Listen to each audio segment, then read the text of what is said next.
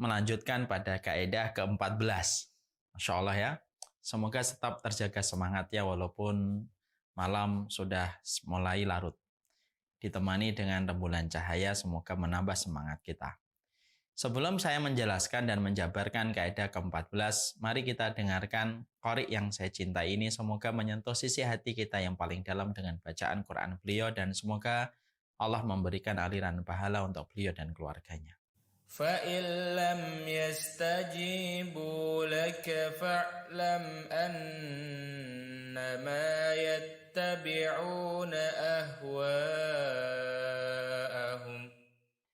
Maka sesungguhnya pada kaidah ini kita mempelajari pada kaidah 14. Fa'illam yastajibu laka fa'lam annama yattabi'una ahwa'ahum. Kalaulah mereka tidak mengikuti engkau wahai Muhammad, maka ketahuilah bahwasanya mereka mengikuti hawa nafsu. Kaidah ini penting untuk kita ketahui bahwasanya alasan di antara banyak alasan manusia meninggalkan kebenaran yang disampaikan oleh Allah dan Rasul-Nya itu sebenarnya bukan karena mereka tidak memahami kebenaran, tetapi sejatinya banyak manusia itu mereka tidak mau menggenggam kebenaran disebabkan karena mereka lebih memilih nafsunya daripada kebenaran yang disampaikan oleh Allah dan Rasul-Nya. Saya akan menjabarkan sebentar tentang kaidah ini supaya betul-betul nyata pada kehidupan kita. Perhatikan video ini. Video ini menggambarkan tentang dosen yang begitu sangat pintar dengan pengalaman dia mengajar, menjadikan dia ketika mengajar cepat difahami oleh mahasiswa dan murid-muridnya. Kenapa? Karena penjelasan sang dosen itu berdasarkan pengalaman panjang ketika dia mengajar dan memang dia pintar. Akhirnya menjadikan apa yang dia sampaikan mudah difahami oleh para mahasiswa. Saya mengajak untuk diri kita berpikir, kalaulah dosen karena kepintarannya dan karirnya ataupun jam terbangnya ketika mengajar yang begitu tinggi menjadikan setiap materi kuliah itu begitu mudah difahami, itu analogi, itu kias. Saya cuma mengajak antum semuanya untuk berpikir, Allah itu maha ilmu, Allah itu ilmunya tidak bisa dibandingkan dengan makhluknya. Ilmunya Allah itu tidak terbatas. Allah itu ketika menyampaikan kebenaran yang dirangkai di dalam Al-Quran yang Allah turunkan pula kepada para nabinya, sejatinya kebenaran itu begitu mudah untuk difahami. Kalaulah manusia hari ini yang berjalan di panggung kebenaran jumlah mereka sedikit dan yang di luar ke panggung kebenaran jumlahnya lebih banyak, bukan mereka yang meninggalkan panggung kebenaran itu bukan karena mereka tidak paham. Mereka itu sebenarnya paham. Karena apa? Memahami kebenaran itu lebih gampang daripada memahami teori fisika dan lebih mudah memahami teori kimia. Teori kimia dan teori fisika itu kan kadang-kadang malah kita susah untuk mengetahuinya.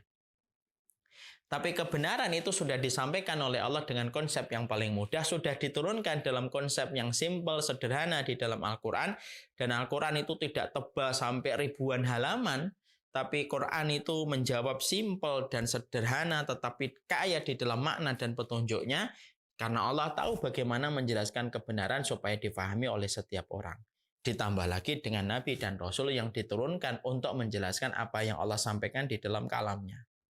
Maka ketika kita mengetahui Allah dengan ilmunya yang tidak terbatas, yang menjadikan kebenaran itu sejatinya mudah untuk difahami, maka sejatinya kalau ada orang kok tidak mengikuti apa yang disampaikan oleh Allah dan Rasul-Nya, simpel.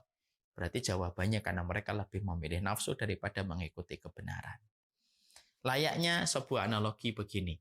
Kalau ada satu rumah, ketika diberikan sinar matahari, ternyata rumah itu dikelilingi kaca.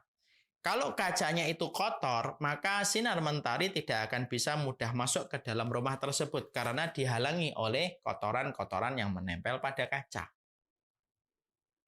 Tetapi ketika kacanya bersih, tentunya sinar mentari itu akan lebih mudah masuk pada rumah tersebut ketika kacanya bersih.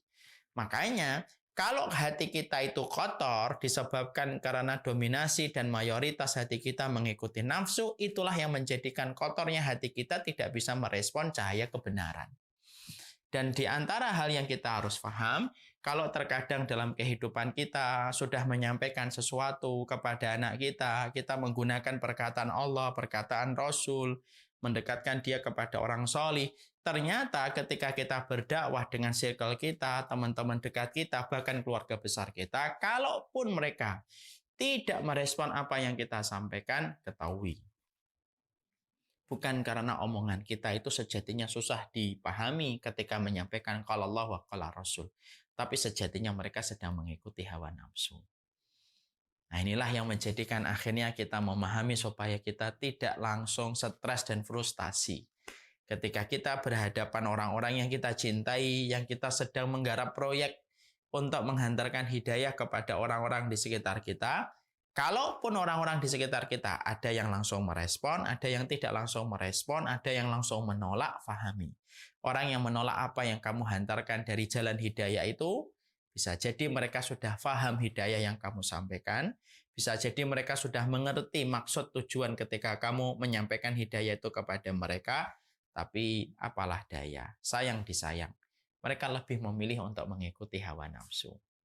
Dan itu menjadikan kita akhirnya menikmati. Seninya kita mengajak orang pada kebenaran itu justru kita dapatkan sensasi nikmatnya ketika orang tidak selalu langsung merespon apa yang kita inginkan. Supaya kita bisa menikmati nikmatnya kesabaran ketika kita menghantarkan hidayah. Dan kita sudah tahu, bukan kata-kata Allah yang susah difahami, bukan perkataan Rasulullah yang sulit untuk dimengerti, tapi sejatinya hawa nafsu yang bicara ketika mereka menolak kebenaran yang kita hantarkan kepadanya. Nah, inilah yang menjadikan akhirnya kita juga mengerti, ingat, menjelaskan, memberikan hidayah itu ibaratnya kayak menanam padi. Kayak menanam benih, yang kita tidak pernah tahu kapan benih itu akan tumbuh dan menghasilkan buah yang manis. Ada orang yang menanam benih dalam waktu yang sekejap, langsung berbuah manis, tumbuh-tumbuhannya, daun-daunnya, begitu rimbun yang membuat kita bisa meneduh di bawah rindangnya pohon itu. Ada pula yang menanam benih begitu lama, dia itu tidak menjumpai buah manisnya dan tidak menjumpai rendangnya daun-daun dari benih yang dia tanam. Dakwah pun semacam itu. Proses menghantarkan hidayah itu kayak menanam benih. Ada yang langsung dikasih hasil dengan hasil yang manis, ada yang menunggu lama. Tapi yang jelas, yang Allah selalu ikuti, bukan hasilnya, tetapi yang Allah selalu nilai dan Allah respon itu adalah proses-proses yang kita lewati ketika kita mendapatkan berbagai macam ujian dan tetap bersabar di atas dakwah ketika menyampaikan dan merangkai hidayah supaya diterima sama orang terdekat kita. Maka disinilah akhirnya kaidah ini memberitahukan kepada kita tentang satu hal. Kalau kamu hari ini sedang punya obsesi, berikhtiar merangkai jalan hidayah supaya hidayah itu difahami oleh orang-orang dan circle yang kamu cintai, lalu ternyata mereka tidak merespon ucapanmu, mereka menutup telinganya, mereka melipir dan menjauh, maka setidaknya walaupun kamu mungkin sedih, tapi setidaknya kamu tahu sebabnya. Sebabnya disampaikan oleh Allah, bahwasanya itu disebabkan karena mereka lebih mengikuti hawa nafsunya daripada perkataan Allah dan Rasulnya yang kita sampaikan. Di antara kaidah berikutnya yang kita dapatkan adalah di dalam masalah ini juga, ini menjadi teguran setiap para penuntut ilmu. Para penuntut ilmu terkadang ketika mereka sudah menikmati setiap majelis ilmu, sudah menikmati kajian, lalu sudah mengetahui hukum wajib, sunnah, wajib, kemudian mubah. Akhirnya terkadang sering sekali para penuntut ilmu secara tidak sadar. Mereka suka memilih pendapat-pendapat yang paling ringan, yang paling longgar. Supaya pendapat yang paling ringan dan paling longgar itu memberikan angin segar untuk hawa nafsunya tetapi tanpa merasa bersalah.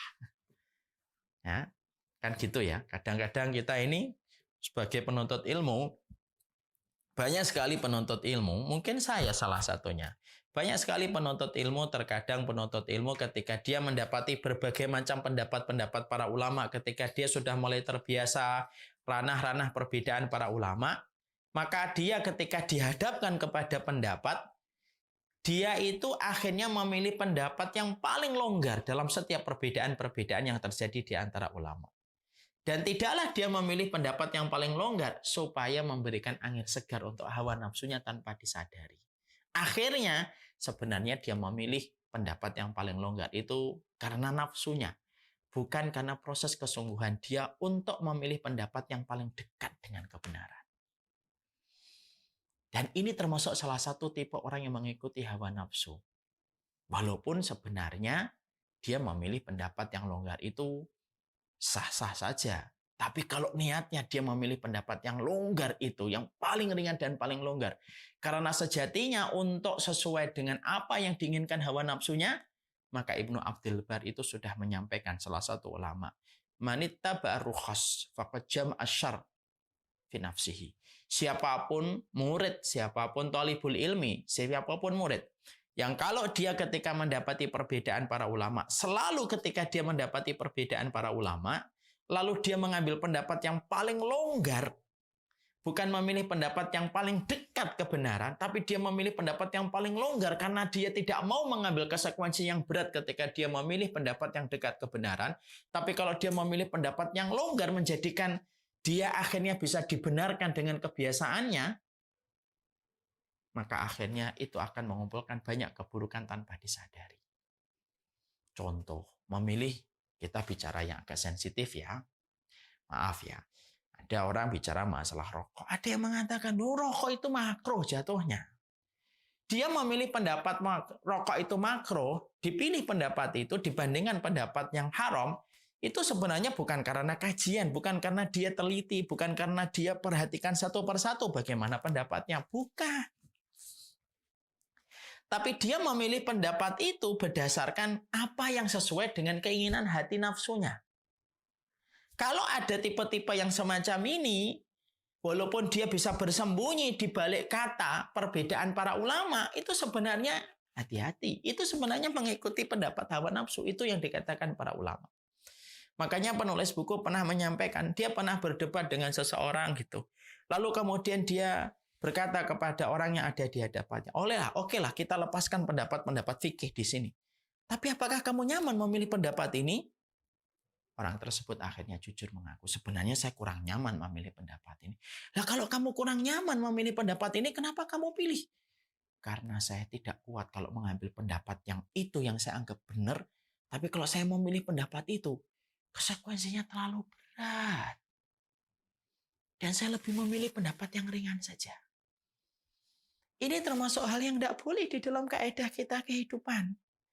Kalaulah kita menjumpai dalam kehidupan kita, dalam kehidupan sehari-hari kita, di dalam masalah fikih, kemudian kita sudah mulai terbiasa dengan perbedaan para ulama. Ketika engkau mengetahui perbedaan para ulama, jangan hanya mengetahui secara permukaan saja. Lalu dikit-dikit mengatakan perbedaan para ulama, perbedaan para ulama. Ketika saya contohnya termasuk orang yang rajin mengatakan ini terjadi perbedaan para ulama, itu bukan berarti saya memberikan space, memberikan ruang kepada diri saya dan kepada umat supaya berlonggar-longgar ketika kita mendapati perbedaan para ulama. Ya enggak gitu maksud saya. Maksudnya adalah ketika kita selalu menjelaskan ada perbedaan para ulama yang harus kita hormati, itu perkataan tersebut ketika kita menghormati perbedaan para ulama, itu dengan konsekuensi kamu kaji dulu. Mana pendapat-pendapat yang ada, lalu pilih pendapat yang menurut kamu pada saat ini paling dekat dengan kebenaran setelah kamu mengkaji setiap masing-masing dalilnya. Jadi jangan memilih pendapat yang ringan. Kenapa? Terkadang memilih pendapat yang paling longgar, sejatinya itu sejalan, seirama dengan hawa nafsu tanpa disadari. Banyak yang semacam itu. Contoh dalam masalah musik. Banyak yang kemudian saya terus terang termasuk manusia yang lemah ini memilih pendapat musik itu haram. Karena saya sadar saya ini orangnya lemah kalau sudah mendengarkan musik gitu. Saya memilih pendapat ini karena memang saya yakin dengan pendapat para ulama yang mengharamkan, walaupun saya tetap memberikan ruang penghormatan sama mereka yang masih mengatakan bahwa masa musik itu boleh, walaupun dengan kaedah dan syarat-syarat yang lengkap dan ketat. Karena tidak selonggar yang kita bayangkan ketika para ulama ada yang menghalalkan musik, tidak selonggar yang kita bayangkan. Kalaulah kemudian kita dihadapkan itu, jangan langsung memilih, saya pilih yang boleh aja deh. Kenapa? Yang paling longgar, yang paling sesuai. Cara memilih pendapat yang semacam itu tuh harusnya kita hindari. Tidak boleh gitu. Tetapi dalam masalah fikih, kalaupun kita akhirnya menjumpai perbedaan, betul kita saling menghormati, betul kita harus saling memberikan ruang untuk saling respect kepada orang yang berbeda dengan pendapatnya dengan kita. Tapi sekali lagi, jangan pernah mengikuti pendapat yang longgar hanya karena itu sejalan dengan kata hati nafsu kita. Dan itu teguran untuk siapapun termasuk saya. Itu kalau kita kaitkan kaidah itu pada kehidupan kita. Sama pula kaidah ini kalau kita kaitkan pada kehidupan kita di dalam masalah jodoh. Ini pas banget ini. Dalam masalah jodoh kita mengkaitkan riwayat ini atau kemudian pada kaidah ini bahwasanya kalaulah mereka tidak mengikuti kamu wahai Muhammad karena mereka mengikuti hawa nafsu. Kalau kita kaitkan pada kehidupan sehari-hari, itu sejatinya kita itu mendapati dalam masalah jodoh pun semacam itu. Makanya Imam Ahmad berkata, kalau kamu menjumpai ada dua pilihan yang datang kepadamu bersama-sama, pilihlah yang paling tidak disukai oleh nafsumu. Karena apa yang paling tidak disukai oleh nafsumu, sejatinya itulah yang paling membawa kebaikan untuk kamu, dunia dan akhirat kamu. Makanya Imam Ahmad ketika beliau ingin mencari jodoh, Masya Allah, dia ngomong sama bibinya, ada satu keluarga yang saya senang. Tolong, di keluarga itu ada dua perempuan. Manakah yang paling baik menurutmu, wahai bibiku? Wah, bibinya senang. Karena Imam Ahmad ini agak terlambat ketika menikah. Datanglah kepada keluarga itu, disaksikan dua perempuan itu. Lalu bibinya pulang dari rumah itu, bibinya ngomong sama Imam Ahmad, keponakannya yang terkenal dengan kealimannya, kefakihannya, luar biasa kedalaman ilmunya. Lalu kemudian bibinya berkata, yang pertama, cantik, menyenangkan setiap orang menyanjung kecantikannya. Yang kedua, tidak terlalu cantik, tapi dia solehah taat beribadah. Nafsunya Imam Ahmad cenderung kepada yang pertama. Dan yang dilakukan oleh Imam Ahmad itu, Masya Allah, saya aja masih bayangkan berat. Yang dipilih oleh Imam Ahmad yang sejatinya tidak disukai oleh nafsunya. Siapa? Yang kedua. Dan pilihan Imam Ahmad itu luar biasa ketika Imam Ahmad berkata, selama aku menikah dengan istriku itu, selama 20 tahun maka dia tidak pernah membuatku marah. Makanya sampai ada ulama kata, kalau ada dua pilihan perempuan datang pada hidupmu, dua laki-laki yang datang dalam hidupmu, pilih yang paling tidak disukai oleh nafsumu. Karena berarti di situ ada kebaikan. Jadi Masya Allah ya, ayat ini kalau kita bawa ke dalam relate kehidupan kita, enak betul ini.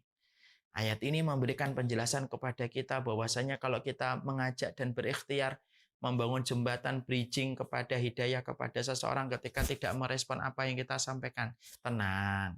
Itu tidak mengurangi pahala kita di sisi Allah dan kita akhirnya tahu faktor apa yang menjadikan dia menolak apa yang kita sampaikan.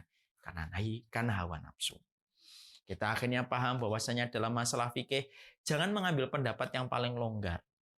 Kalau memang pendapat yang paling longgar dekat kebenaran, ya tidak apa-apa. Tapi kalaulah kita memilih pendapat yang paling longgar karena paling sesuai dengan hawa nafsu kita, hati-hati. Jangan-jangan kita suka bersembunyi di balik kebesaran nama perbedaan para ulama, tapi sejatinya kita memilih pendapat yang sejatinya disukai oleh nafsu kita. Dan yang ketiga, ketika kita memilih barang ataupun memilih jodoh, praktekkanlah apa yang tidak disukai oleh nafsu kita itu maka sejatinya paling banyak memberikan urusan kebaikan akhirat kita. Karena nafsu itu menolak untuk diajak kepada akhirat. Berarti kalau nafsu nggak suka, berarti perkara itu paling banyak mengajak kita kepada urusan kebaikan akhirat kita. Masya Allah ya. Hari ini berarti telah 3 kaidah kita bahas. Kita mempelajari tentang kaidah inna akramakum indallahi atqakum. Paling bertakwa itu mengajak kita untuk melihat segala sesuatu bahwasanya yang paling bertakwa itu adalah yang paling mulia. Berarti visi misi kehidupan orang beriman itu membangun ketakwaan menjadi standar ideal dan obsesi terbesar pada kehidupan mereka. Kaidah berikutnya kita bahas bagaimana kita harus adil sama anak-anak. Karena kita tidak tahu di antara anak-anak itu manakah yang paling banyak akan memberikan manfaat kepada kita ketika rambut kita sudah beruban, ketika badan kita sudah bungkuk, ketika tangan kita sudah keriput. Bisa jadi ada anak yang sering kita remehkan, tapi justru sejatinya dia paling banyak membantu kita nanti ketika tua. Dan kaidah yang terakhir yang kita bahas, sesungguhnya jangan mengikuti nafsu kalau memilih pendapat para ulama. Pilihlah sesuatu yang paling tidak disukai oleh nafsumu, karena di situ ada kebaikan akhirat yang kamu pilih. Masya Allah, kaidah-kaidah Quran tapi relate betul dalam kehidupan kita. Nikmatnya kita belajar setiap langkah kita bersama dengan ayat. أعوذ بالله من الشيطان الرجيم. الله لا إله إلا هو